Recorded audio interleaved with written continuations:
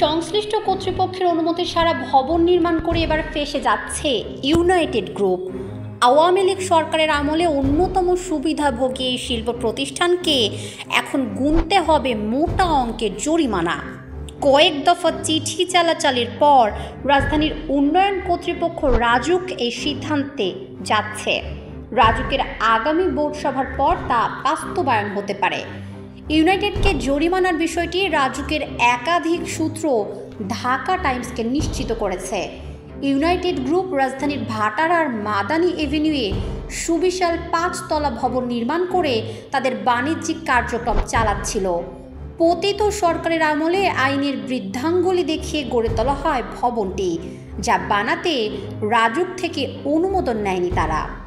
বিষয়টি নজরে আসার পর ইউনাইটেড গ্রুপকে চিঠি দেওয়া হয়, চাওয়া হয় ভবন নির্মাণের নকশা। পরে রাজুকের এক চিঠিতে বলা হয় কেন ওই ভবন ভেঙে ফেলা এবং ইউনাইটেডের কর্তা ব্যক্তিদের বিরুদ্ধে ব্যবস্থা নেওয়া হবে না তা জানাতে হবে। তবে প্রথম দফা চিঠি দেওয়ার পর ইউনাইটেড জবাব দিতে গড়িমসি করে। পুনরায় তাদেরকে চিঠি দেওয়া হলে নড়ে চড়ে বসে শিল্প গ্রুপটির কর্তা ব্যক্তিরা। একই অনিয়মের অভিযোগে গত নভেম্বরে চিঠি দেওয়া হয় ইউনাইটেড গ্রুপের আরেক প্রতিষ্ঠান ইউনাইটেড ইন্টারন্যাশনাল ইউনিভার্সিটিকে। ইউনাইটেড গ্রুপের বাণিজ্যিক ভবন নির্মাণে অনিয়মের বিষয়ে জানতে চাওয়া হয় রাজুকের চেয়ারম্যান সিদ্দিকুর রহমান সরকারের কাছে। ঢাকা টাইমসকে তিনি বলেন, শিল্প গ্রুপটির দায়িত্ব ছিল রাজুক থেকে ভবন নির্মাণের অনুমতি নেওয়ার, সেটা তারা নেয়নি। অনুমতি ছাড়াই ভবন গড়ে তুলেছে। অভিযোগ আছে ছাত্র জনতার আন্দোলন দমাতে শেখ হাসিনার সরকারকে অর্থ দিতে সহায়তা করত ইউনাইটেড গ্রুপ।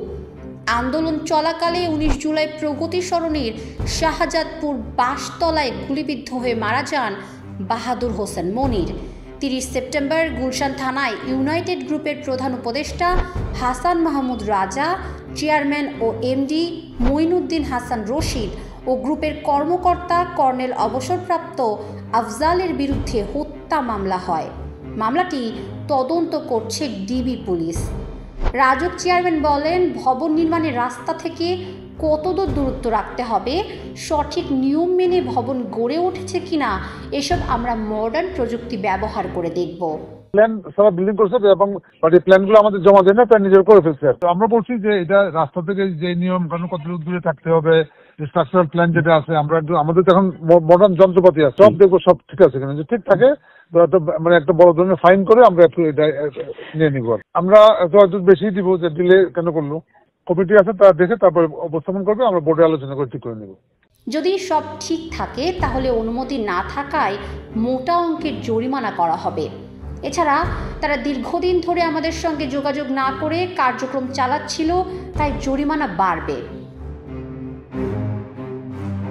এদিকে অবৈধভাবে বিদেশে বিপুল অর্থ পাচারের অভিযোগে শিল্প গ্রুপটির কর্ণধারদের বিরুদ্ধে তদন্ত করছে সিআইডি।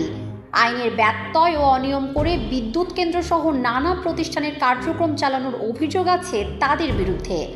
গত 17 ডিসেম্বর জালিয়াতি, প্রতারণা ও ব্যবসায়িক লেনদেনের বিশ্বাস ভঙ্গের অভিযোগে ইউনাইটেড গ্রুপের প্রধান উপদেষ্টা সহ 4 জনের বিরুদ্ধে আদালত গ্রেফতারি পরোয়ানা দেয়।